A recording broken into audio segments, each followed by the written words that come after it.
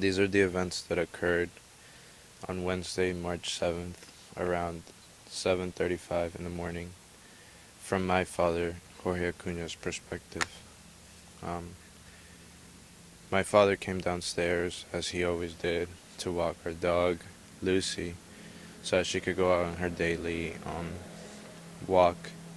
Not daily walk, but so that she could go use the bathroom. And when that happened, around 100 feet into his walk, he faced several immigration agents. As soon as as soon as he hit around this same spot, um, when that happened, his he was surrounded basically by what he says to be 3 cars and about 11 immigration and customs enforcement agents. And upon finding himself in that situation, my father was, he was kind of confused and I guess nervous. And a lady approached him and asked him for his license. And my dad, of course, had his license. Fortunately, he had his wallet at the moment, and she asked him for his license. He was able to provide her his license. Then she asked him for his social security number, thinking that he wouldn't have one. She was amused to find out that he did have one. And then she proceeded to ask one of the most painful questions to immigrants, and that was, "Where's your green card?" And at that moment, my father knew what this was about, and his his um, his failure to reply basically concluded an already inevitable truth, which was that we were undocumented. And upon that, the lady asked him, the ICE official asked him, where was the rest of his family. And my family, which was me and my mom, we were upstairs sleeping. I had class at around 9 a.m. in the morning, and at this point it was around 7:35, and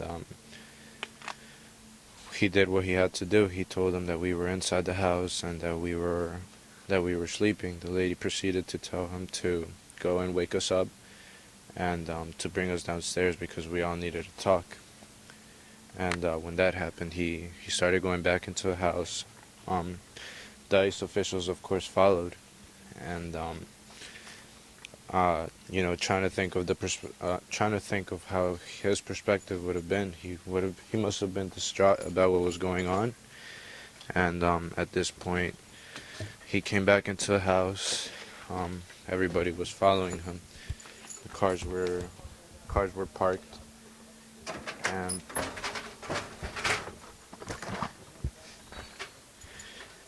he came into the house. Kind of just left Lucy right here, dropped the leash right there, and proceeded to go upstairs and tell me and my mom what was going on. Came upstairs and figured out that I was still sleeping, that my mom was still sleeping. My door was closed, and the way that he did it was he opened the door, he found me sleeping there, and he told me, "Steven, I'm so sorry, but immigration's here, and I never wanted this to happen. I'm so sorry, and you have to get up. I think it's time for us to go." Upon figuring out that my dad had come inside my house, into my room, he told me about the awful news that had just arrived that morning. I stood up, I sat down, and I started praying to God for this to not be true. I prayed that I asked God to make this just a dream. I thought it was just an awful dream that felt so awfully real, but in reality, I knew I had to get up, and I knew that I had to get up because I started hearing my mom cry downstairs. Lucy, our dog, began to bark, and she barked impatiently because she knew that something was about to happen to a family that she had fallen into. The family that had given her the love and nurtured her into what she is now. I went downstairs, and that walk in that morning, it was about 7:45, 7:50 at this point. I came downstairs kind of anxious and worried about what I was about to see, but in reality, what I saw was Lucy waiting to go outside patiently as she is doing now.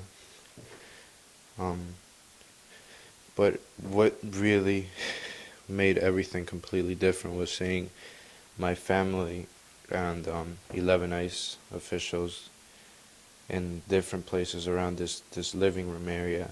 And when that happened, I really didn't know what was going to happen to me. I had always been the person that lived my life according to all the rules and according to every single expectation that I had to fulfill to become a successful American in this country. But when I saw my mom in that chair, sitting down, crying her eyes out, because this was the biggest fear that any undocumented immigrant would ever feel, I came up to her, I approached her, and I gave her a hug, and she hugged me back, and she started crying. And I'll never forget that moment, because she cried so hard, and she asked me for so much forgiveness, when in reality, it wasn't really her fault. And I was nobody to like ask for her forgiveness or to even question the reasons why she had brought me here. My dad, on the other hand, was standing right here, and an ICE official was right here, talking to him. And then there was another guard who was about like 6'5" and really, really just big and muscular. And at this point, I knew that something was going to happen. I knew that somebody was going to get arrested because they wouldn't bring all this personnel here for no reason. However, as I found my mom here, my dad here, and then 2 ICE officials right here, I figured that 9 officials were in this area, just blocking up the door. One of them was coming upstairs from the basement, just making sure that nobody else was downstairs. And then it was at this moment that it all happened. I turned around to look at my mom, and she was just crying. She was crying her eyes out.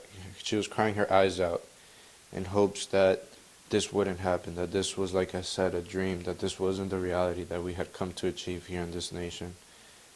And then I saw my dad, who was just there waiting to see what the verdict was and waiting to see what this meant for me, for him and his family. And it was soon after that, around 8 a.m., that my dad ended up getting arrested, and everybody here was talking to me. My mom started crying. She tried to hug him, but the lady said that he was under her custody at that point and that she couldn't touch him. My mom, not being able to hug her husband, was really distraught, and at that point I really didn't know what to do. I kind of just left away from the area, thinking that by not being physically close I would be able to hide. But in reality, this is an event that has shaped the life and has made me who I am today. The ICE officials that were here, the approximately 9 ICE officials that were here, had promised me that we were going to come later on to our house and be able to feed our dog and take her back outside. But in reality, where we ended up going was to a detention center.